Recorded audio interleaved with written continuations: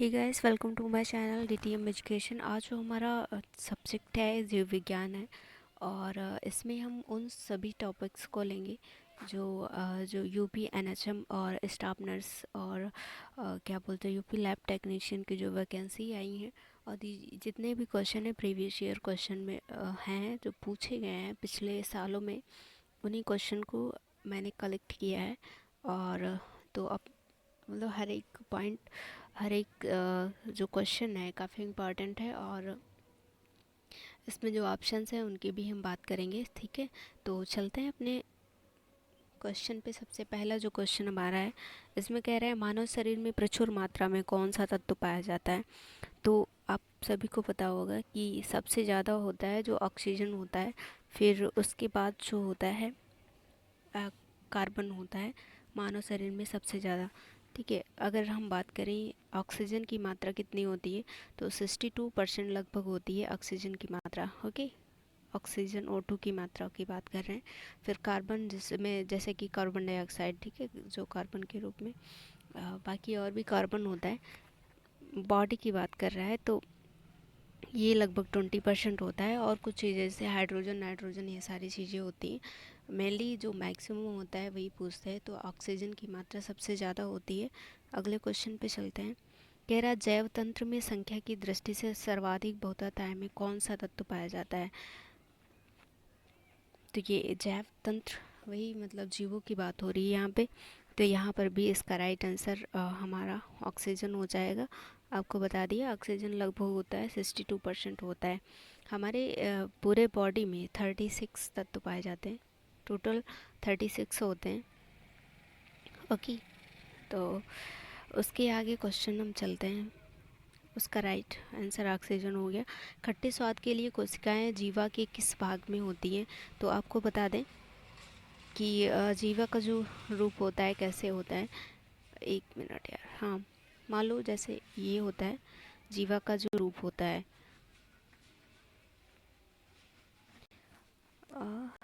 ये मान लो कि इस टाइप का हमारा जीवा का रूप है। ये सबसे आगे वाला भाग है जिसे हम बोलते हैं, ये पीछे वाला पोर्शन है, और ये जो किनारे वाला पोर्शन है इसे पार्श्व बोलते हैं। और बात करेंगे जैसे किसी से संबंध बनाना हो या कुछ करना हो, तो सबसे पहले मीठा मीठा चलता रहता है, फिर उसके बाद थोड़ा खट्टा मीठा, खट्टा मतलब कि लड़ाई झगड़े हो जाते हैं, फिर तो एकदम जहर भर जाता है, कड़वाहट हो जाती है। तो उस हिसाब से भी आप थोड़ा रिलेट कर सकते हैं, अच्छे से याद कर सकते हैं। तो सबसे पहले जो अग्रभाग होता है वो मीठा होता है, फिर पार्श्व भाग जो होता है ये होता है खट्टा होता है। ठीक है, और जो सबसे पीछे वाला पोर्शन होता है खट्टा क्या बोलते हैं, कड़वा होता है। कभी कभी खाते हैं मिर्च ज़्यादा खा लेते तो मतलब जीभ के आगे भाग में नहीं, कान की तरफ ऐसा लगता है कि बहुत ज़्यादा लग गया। तो इसका मतलब यही होता है कि जीवा का जो पीछे का पोर्शन होता है वहाँ पे कड़वा पाया पाया जाता है। आई थिंक समझ आ गया होगा। इसका राइट आंसर हो जाएगा हमारा सी हो जाएगा। ठीक है, पार्श्व किनारे पे होता है। फिर उसके आगे चलते हैं।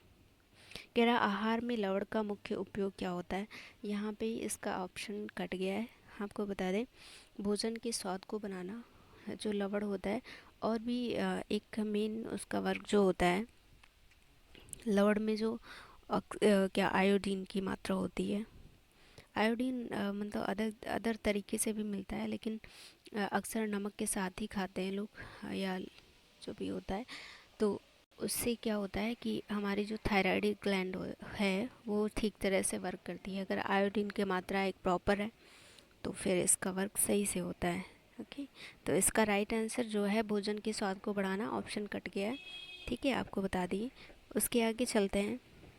पूछ रहा है पशु प्रोटीन को प्रथम श्रेणी का प्रोटीन माना जाता है क्योंकि यह होता है। पशु प्रोटीन क्या होता है इसको आपको बताएं।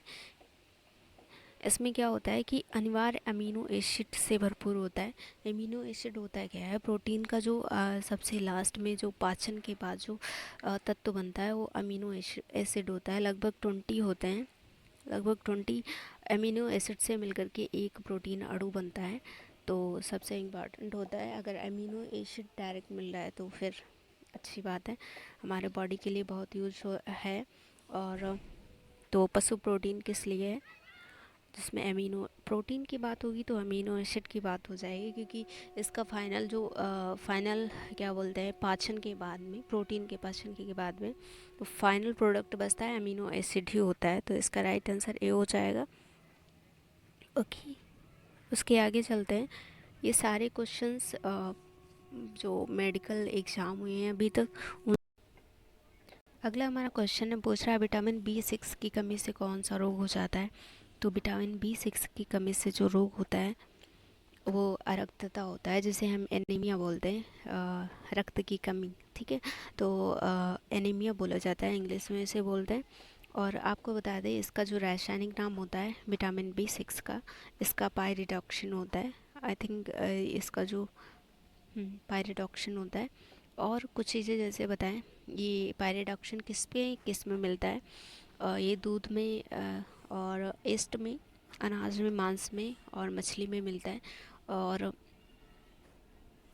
और कुछ चीज़ें जैसे विटामिन डी की कमी से अगर बात करें तो रिकेट्स हो जाता है, डी की कमी से रिकेट्स हो जाता है। और विटामिन डी की कमी से ही हड्डियां कमज़ोर हो जाती हैं, रिकेट्स का ही मुख्य कारण होता है।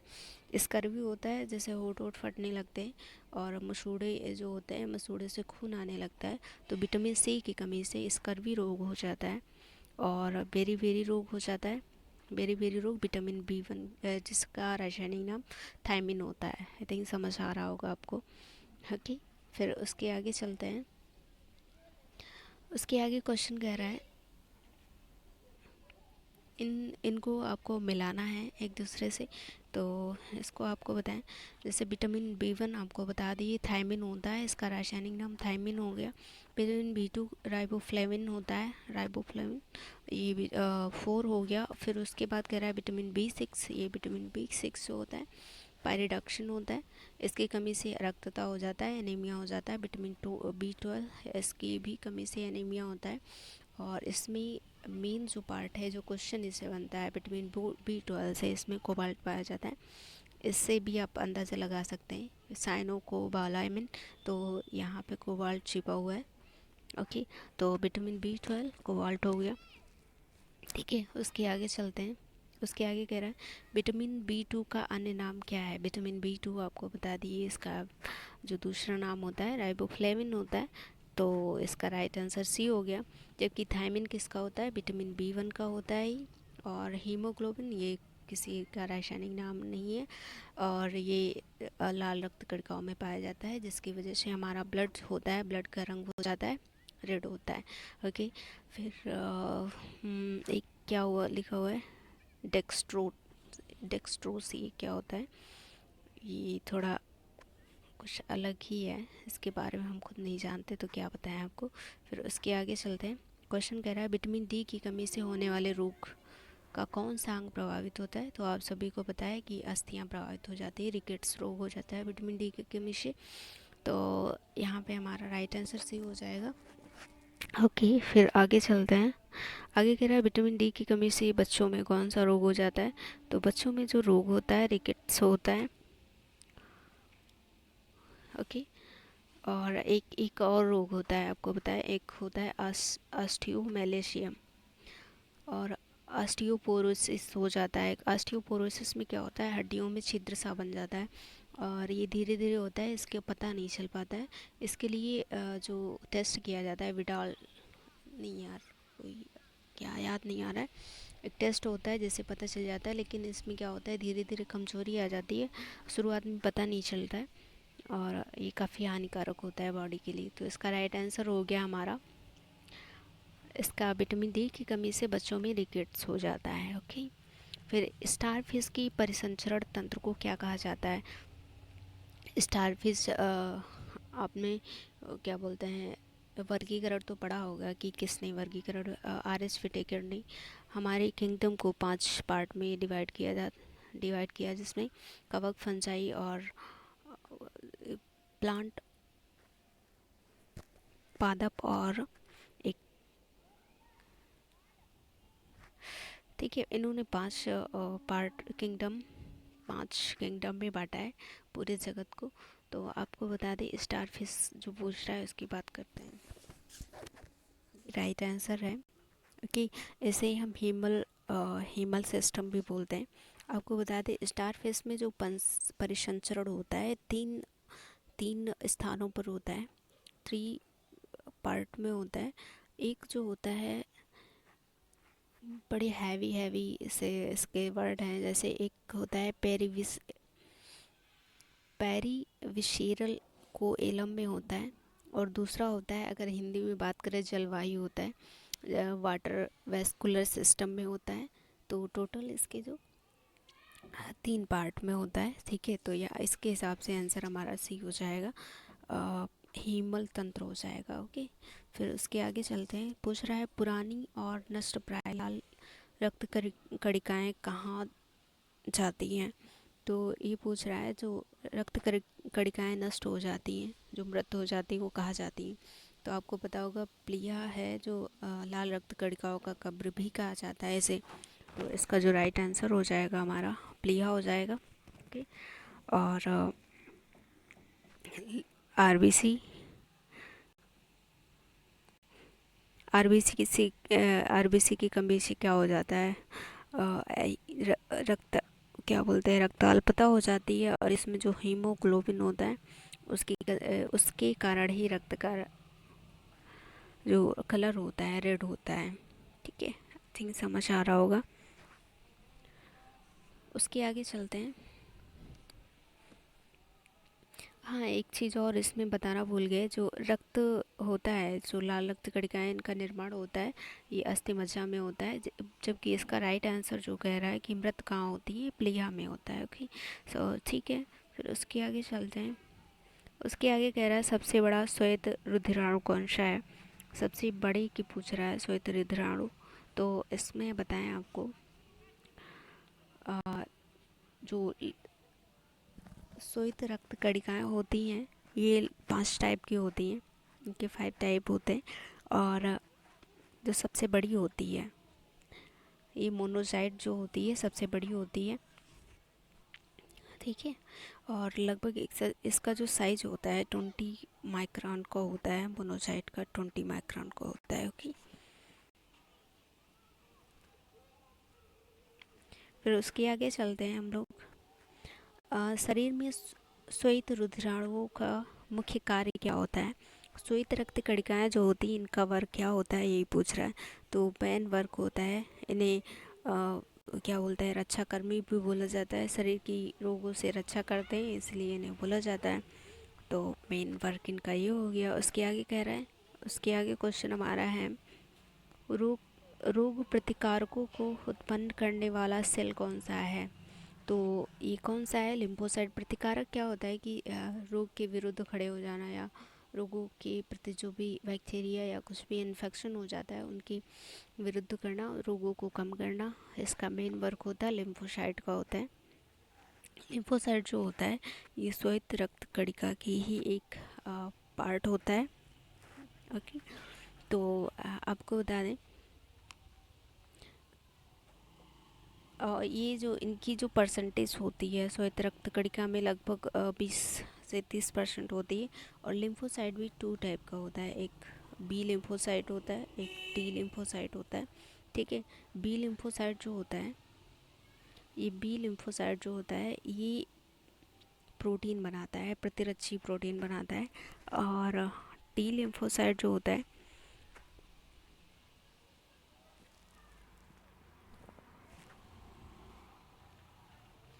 अगर टी लिम्फोसाइट को नष्ट कर दिया जाए या इसके नष्ट होने से हमारा जो प्रतिरक्षा तंत्र होता है वो कमज़ोर हो जाता है। आई थिंक समझ में आ रहा होगा आपको। ओके, फिर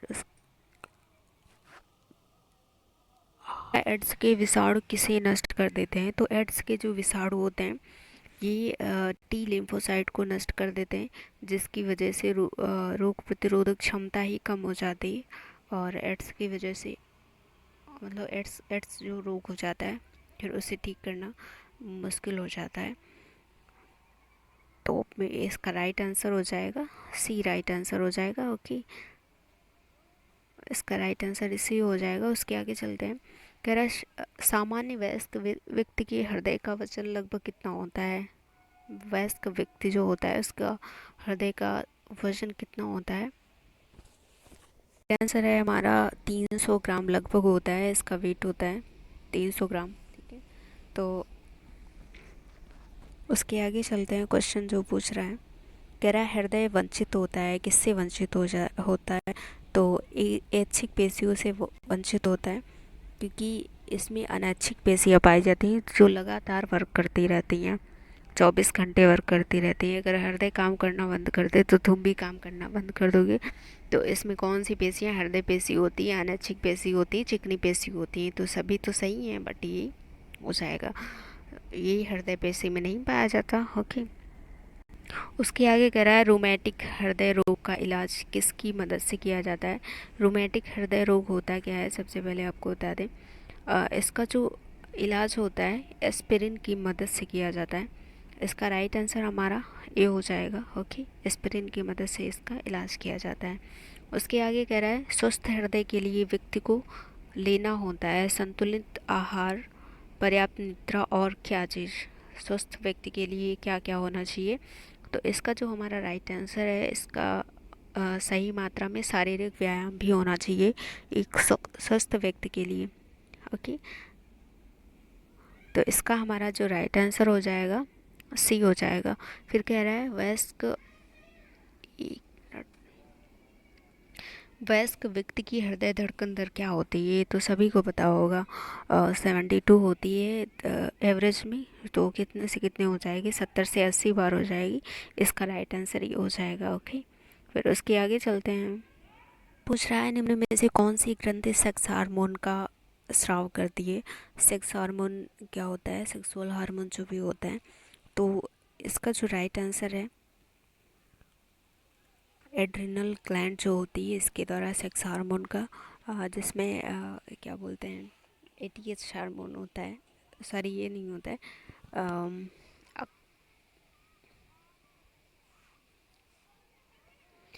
कार्टिसोन, कार्टिकोस्टेशन एंड एड्रोजन एंड एस्ट्रोजन, ये सारे जो होते हैं ये हार्मोन इसके द्वारा स्रावित होते हैं। ओके, लगभग अगर बात करें लगभग 30 हार्मोन होते हैं जो इसके द्वारा स्रावित होते हैं।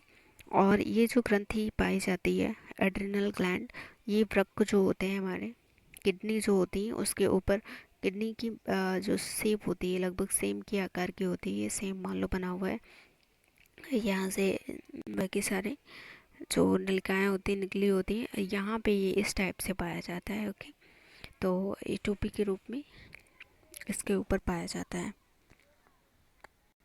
फिर कह रहा है पीयूष ग्रंथि शरीर में किस स्थान पर पाई जाती है? अब सभी को पता होगा, ये जो पीयूष ग्रंथि होती है ये मस्तिष्क में पाई जाती है। ठीक है, मस्तिष्क के आधार में पाई जाती है। तो इसका राइट आंसर जो हो जाएगा, राइट आंसर बी हो जाएगा। ओके, और पीयूष ग्रंथि की बात करें, ये सबसे छोटी ग्लैंड है हमारे बॉडी में और सबसे इम्पॉर्टेंट है, क्योंकि बहुत सारे हार्मोन्स जो कि हमारे बॉडी के लिए बहुत ही आवश्यक होते हैं, जैसे ग्रोथ हार्मोन और जितनी भी कोशिकाएं हैं उनकी उत्तेजन के लिए, स्टिमुलेट करने के लिए ये हार्मोन स्राव करती है।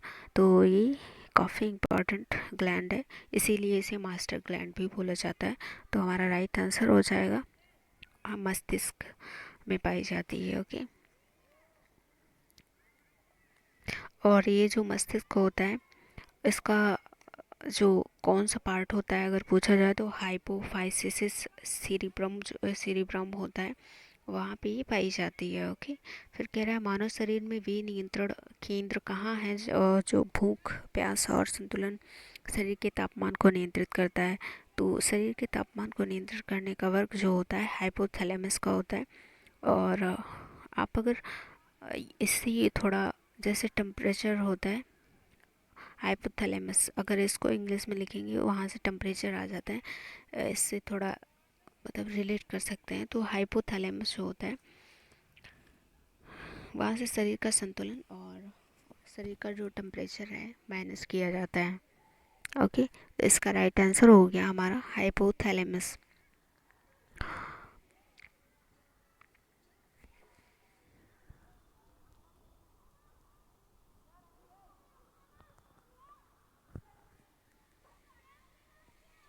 उसके आगे चलते हैं।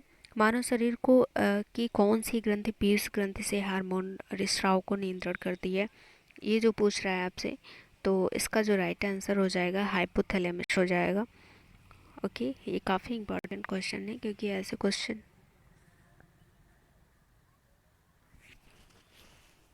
क्या होता है, न्यूरॉन आप सभी जानते होंगे तंत्रिका तंत्र की एक आधारभूत इकाई है। जो हमारा नर्वस सिस्टम होता है उसका एक मेन पार्ट होता है, न्यूरॉन होता है। ठीक है, तो इसका राइट आंसर हमारा डी हो गया। उसके आगे चलते हैं, उसके आगे क्वेश्चन पे चलते हैं। कह रहा मानव मस्तिष्क का कौन सा अंग निकलने और उगने का नियामक अ, उगलने का नियामक केंद्र होता है, कौन सा होता है। तो इसका जो राइट आंसर हो जाएगा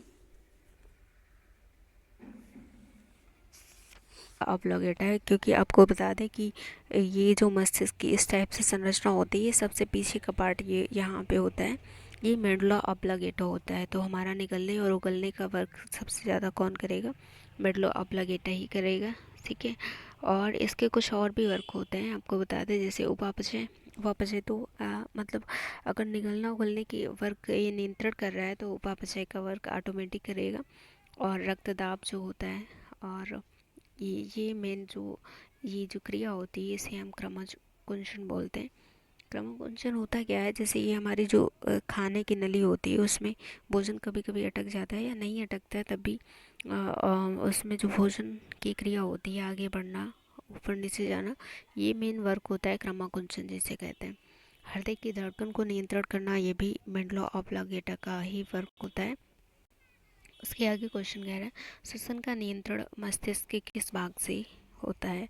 तो इसका जो राइट आंसर हो जाएगा मेडुला ऑब्लोगेटा, ये भी इसी के द्वारा किया जाता है, श्वसन का नियंत्रण। ओके, फिर उसके आगे कह रहा है जन्म के बाद मानव की किस ऊतक में कोई कोशिका विभाजन नहीं होता है।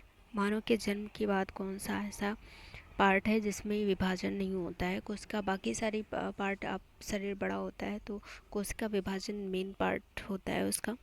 तो जो इसका जो राइट आंसर है तंत्रिका है, तंत्रिका तंत्र है, इसमें कोई चेंज नहीं आता है। ओके, उसके आगे चलते हैं। क्वेश्चन पूछ रहा है चेतन जीव का मूल अभिलक्षण निम्न में से क्या है। चेतन जीव मतलब सजीव जो जीव होता है उसका मेन लक्षण क्या होता है, सांस लेना। ओके, तो इसका राइट आंसर हो जाएगा सांस लेना। उसके आगे चलते हैं हम लोग। वर्गीकरण किसने किया है, तो आप सभी को पता होगा RS विटेकर ने इन्होंने किया है। कौन कौन से पार्ट में, तो एक है मोनेरा, ठीक है, मोनेरा, प्रोटिस्टा और प्लांटी, प्लांटी और कवक और एनिमेलिया।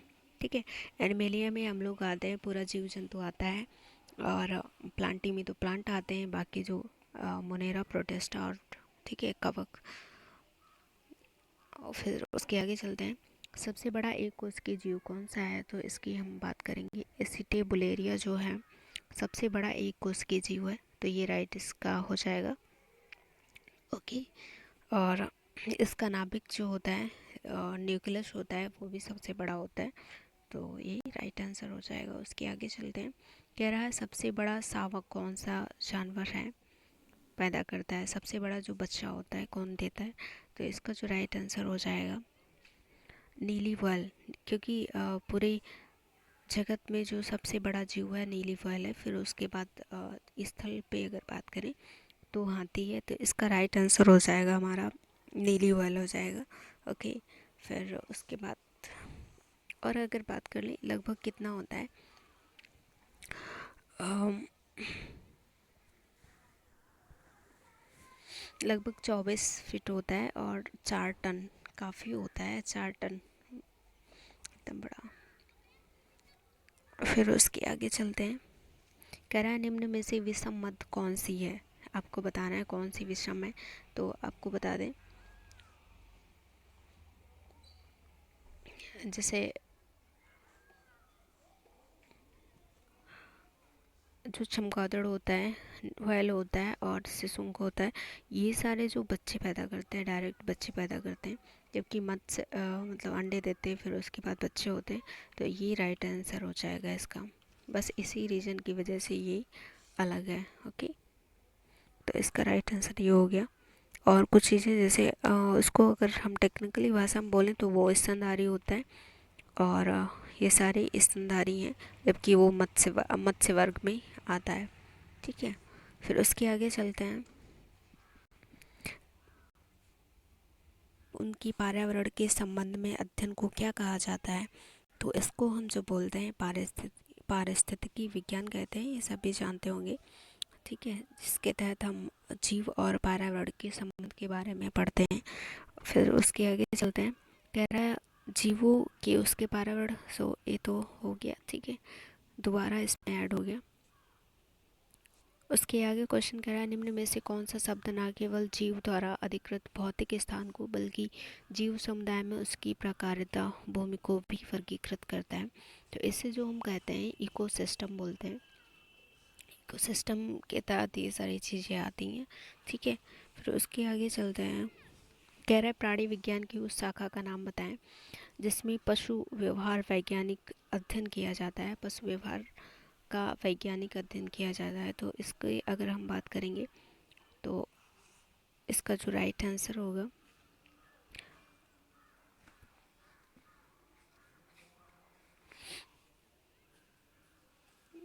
देखो ये परिस्थिति तो है नहीं, शरीर ये भी नहीं है जीव परिस्थिति, क्योंकि यहाँ पे प्राणी विज्ञान की बात हो रही है जिसमें पशु स्पेशल की बात हो रही है। तो यहाँ पे जो आपका आंसर होगा इथोलॉजी होगा, इसे इथोलॉजी बोलते हैं। ठीक है, तो यहाँ पे ये क्वेश्चंस ऑप्शन ही गलत दिए हैं, इसका राइट आंसर होगा इथोलॉजी। उसके आगे कह रहा है खाद्य श्रृंखला में सबसे निचला स्तर कौन सा है? तो आपको बताना है सबसे निचला स्तर सबसे, तो इसका जो राइट आंसर हमारा उत्पादक। क्या होता है कि जो उत्पादक होते हैं उन पे ही सारी सृष्टि की मतलब निर्भर होती है। उत्पादक में कौन आता है? उत्पादक में हरे पेड़ पौधे आते हैं जो कि स्वयं खाना बनाते हैं और सूर्य के प्रकाश में अपना भोजन स्वयं बनाते हैं। ठीक है, तो अगर हम बात करें एक खाद्य श्रृंखला को लेकर के अगर बात करें, जैसे कि पहले तो सबसे पहले उत्पादक आता है, फिर शाक बच्छी आता है, और फिर आता है मांस बच्छी। तो ये जिसे हम प्राथमिक उपभोक्ता भी बोलते हैं, इन्हें द्वितीयक बोला जाता है। मांस बच्छी में मनुष्य आता है, और नहीं, मनुष्य मांस बच्छी में नहीं आता, सर्वाहारी में आता है। उसके आगे जो एक कड़ी है उसे सर्वाहारी बोला जाता है। ठीक है, फिर उसके आगे चलते हैं। निम्न में से कौन सा जोड़ा सही नहीं है? आपको बताना कौन सा सही नहीं है। तो इसका देखो, प्राथमिक उपभोक्ता तेंदुआ है, ये तो सही हो जाएगा। फिर उसके बाद कह रहा है द्वितीयक उपभोक्ता घास है। यार ये कैसे सही हो सकता है? मतलब इसमें अच्छा कह रहा है कौन सा जोड़ा गलत है, सही है, एक ही जोड़ा जो सही है, क्योंकि प्राथमिक उपभोक्ता में वही आते हैं जो खाना अपना स्वयं बनाते हैं। तो ये तो तेंदुआ तो नहीं बनाता है, और घास ये तो प्रथम उपभोक्ता है, द्वितीय नहीं है। तो अपघटक की बात करें तो बैक्टीरिया है, ये राइट हो जाएगा। उत्पादक हिरण है, ये भी गलत हो जाएगा। तो यहाँ पे ये राइट आंसर हो जाएगा। उसके आगे चलते,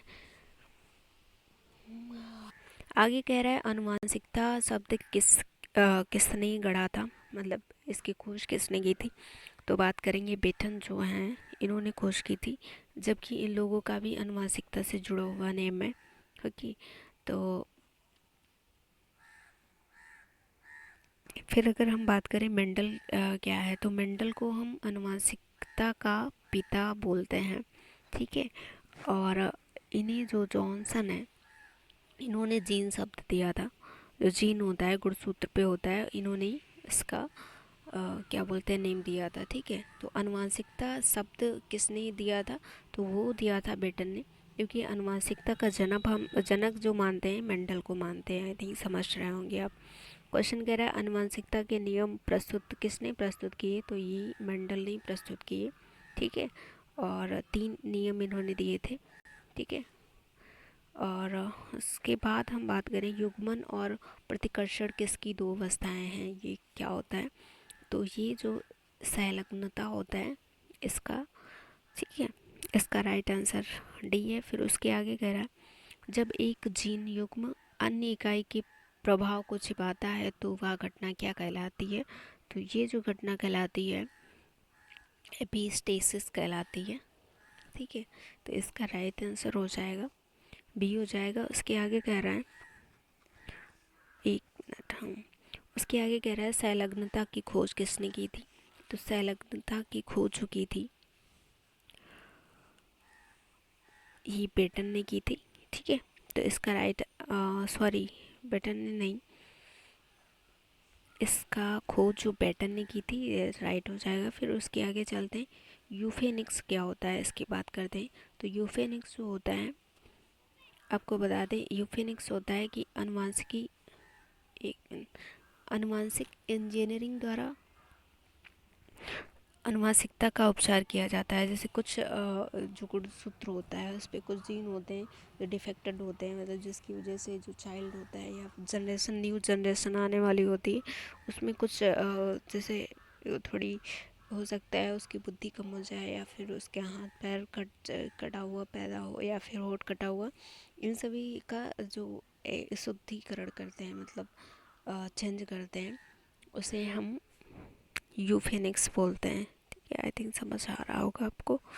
ओके, तो इसका राइट आंसर हो जाएगा ए हो जाएगा। फिर उसके आगे चलते हैं, कह रहा है वे क्रमादेश जो किसी चक्रिका को संक्रमण से बचाते हैं क्या कहलाते हैं? तो इन्हें जो हम बोलते हैं क्रमादेश। राइट आंसर है हमारा प्रतिकारक है, ठीक है। प्रतिकारक को हम इंग्लिश में बोलते हैं एंटीडोट बोलते हैं, ठीक है। एंटीडोट्स, एंटीडोट्स आप लोग सुने होंगे काफ़ी, जो कभी कभी जहर पी लेते हैं या कुछ ऐसा जहरीला चीज़ खा लेते हैं, उन्हें एंटीडोट्स दिया जाता है। पॉइजन को कम करता है, एंटीडोट कम करता है, ठीक है। उसके आगे कह रहा है ज्ञात सबसे छोटी प्रोकैरियोटिक कोशिका कौन सी है? तो ये माइकोप्लास्ट, आप सभी को पता होगा, माइकोप्लास्ट जो है सबसे छोटी है, ओके। इसमें जो, और ये एक प्रोकैरियोटिक कोशिका है, आपको पता ही है। और इसमें जो बैक्टीरिया होते हैं, बैक्टीरिया और आर्की आदि आते हैं, ठीक है। उसके आगे चलते हैं। उसके आगे कह रहा है तपेदी के इलाज के लिए निम्न में से किसका प्रयोग किया जाता है? तपेदी का जो इलाज होता है उसके लिए किसका यूज किया जाता है? और इसके लिए जो यूज करते हैं बीसीजी टीका लगवाया जाता है तपेदी को जो होता है। तो यहाँ पे ऑप्शन भी नहीं है, तो मतलब यहाँ पे सारे ऑप्शन गलत हैं। और तो इसका जो मेन राइट आंसर है D T D sorry BCG टीका लगवाया जाता है, ठीक है।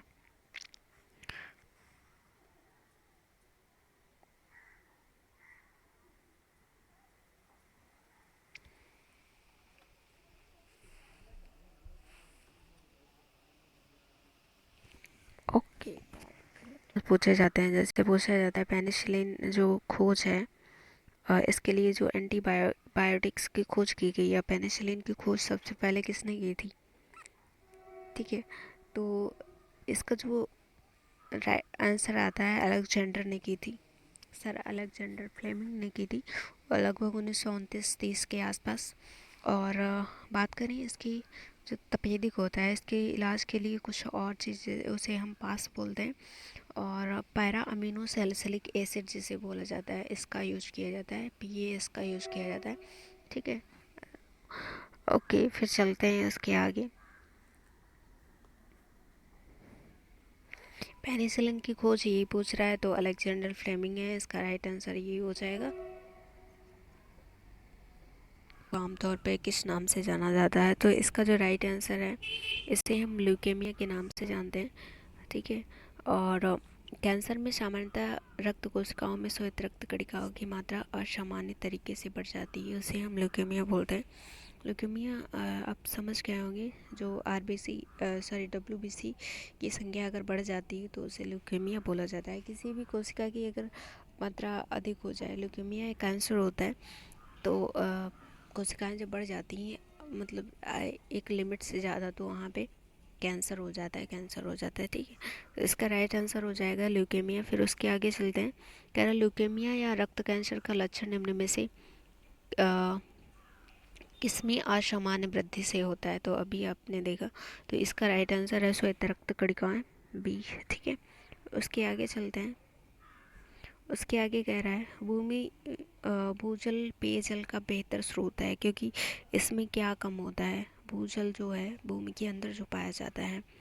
तो इसका जो हमारा राइट आंसर हो जाए, इसमें क्या कम पाया जाता है ये पूछ रहा है। तो इस पे जो बात करते हैं, ये क्या होता है कि हमारी जो पृथ्वी है एक बहुत अच्छा फिल्टर की तरह वर्क करती है, और इसमें आर्सेनिक की मात्रा सबसे कम होती है। इसीलिए ही अगर आर्सेनिक की मात्रा ज़्यादा हो जाती है तो बहुत सारे कैंसर होने के चांसेस रहते हैं। और तो हमारा राइट आंसर सही हो गया। उसके आगे चलते हैं।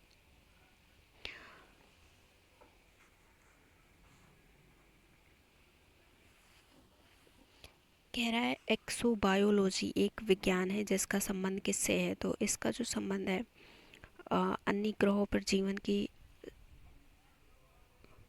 जीवन के साथ जो भी संबंध का अध्ययन किया जाता है उसे हम एक्सोबायोलॉजी बोलते हैं, ठीक है। इसमें हम अध्ययन करते हैं जो ग्रह होते हैं अंतरिक्ष में जो परतें होती हैं उन सभी का अध्ययन किया जाता है, ओके। फिर उसके आगे चलते हैं। पूछ रहा है कि मार्मिकोलॉजी में किसका अध्ययन किया जाता है। आप सभी को पता होगा, इसमें चींटियों का अध्ययन किया जाता है, ठीक है, ओके। फिर उसके आगे चलते हैं। उसके आगे क्वेश्चन कह रहा है, ये कट गया है त्वचा पर बाल, ऐसा करके कुछ क्वेश्चन था। त्वचा पे बाल आगे आपको बताना था। तो इसका जो हमारा राइट आंसर है डी है। इसमें मूलतः चर्मी होते हैं और मूल कोशिकाओं से बने होते हैं, ठीक है। इसका राइट आंसर डी है। फिर उसके आगे चलते हैं। उसके आगे पूछ रहा है कैंसर के निदान में निम्न में से कौन सा परीक्षण सहायक होता है, कौन सा परीक्षण किया जाता है। तो इसका जो परीक्षण किया जाता है बायोप्सी किया जाता है। आप सभी को पता होगा, सबसे फर्स्ट स्टेज पे जो इलाज शुरुआत होती है सबसे पहले बायोप्सी होती है, ठीक है। सो उसके आगे चलते हैं। कैंसर के उपचार में निम्न में से किसका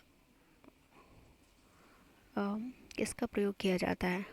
आपको पता होगा कि कीमियोथेरेपी होती है सबसे फर्स्ट, 3 स्टेज होती है इसकी। मतलब फर्स्ट में कीमियोथेरेपी, फिर उसके बाद रेनान का एक्सरे ऐसे कुछ होता है यूज़ किया जाता है, ठीक है। तो कीमियोथेरेपी फर्स्ट स्टेज पे होता है। उस नहीं, फर्स्ट स्टेज पे जो होता है उसे हम इलाज दवाइयों के द्वारा ठीक कर सकते हैं। फिर उसके बाद सेकेंड थर्ड स्टेज में ये सारे प्रोसेस किए जाते हैं, ठीक है। उसके बाद कह रहा है ऑटोमोबाइल रचना का घटक जो कैंसर पैदा करता है, ठीक है। तो इसका जो हमारा राइट आंसर हो जाएगा पॉलीसाइक्लिक हाइड्रोकार्बन। जो हाइड्रोकार्बन्स होते हैं पॉलीसाइक्लिक हाइड्रोकार्बन में यही पॉलीथीन और ये सारी चीज़ें आती हैं। तो ये कैंसर का मेन घटक होती हैं, ठीक है, ओके। सारे कंप्लीट हो चुके हैं। अगर आपको वीडियो अच्छा लग रहा है तो प्लीज़ हमारे चैनल को सब्सक्राइब करें। अगर और भी ऐसे वीडियो चाहते हैं तो आप हमारे कमेंट बॉक्स में कमेंट कर सकते हैं, ठीक है। Thank you for watching my video. मिलते हैं अगले वीडियो में।